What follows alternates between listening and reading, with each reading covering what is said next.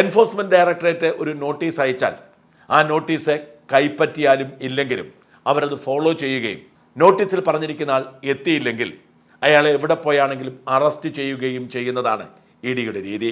എന്നാൽ പിണറായിയുടെ മകന് നോട്ടീസ് അയച്ചിട്ട് ഒരു ഫോളോ അപ്പും ചെയ്തിട്ടില്ല എന്ന് തെളിവ് സഹിതം മലയാള മനോരമ റിപ്പോർട്ട് ചെയ്യുമ്പോൾ മുഖ്യമന്ത്രി പിണറായി വിജയന് കേന്ദ്രത്തിൽ വലിയ പിടിയുണ്ട് എന്ന പരമ്പരാഗതമായ ആരോപണം അടിവരയിടുന്നു.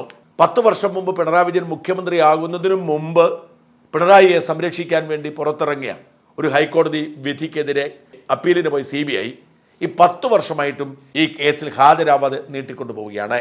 രാജ്യത്തെ പല രാഷ്ട്രീയക്കാരെയും അറസ്റ്റ് ചെയ്യുകയും ജയിലിൽ അടയ്ക്കുകയും ചെയ്തത് സുപ്രീം കോടതി റദ്ദ് ചെയ്ത സാഹചര്യം ഉണ്ടായിട്ടുകൂടി മുഖ്യമന്ത്രി പിണറായി വിജയന് ഒരിക്കലും കേന്ദ്ര ഏജൻസികൾ തൊട്ടിട്ടില്ല.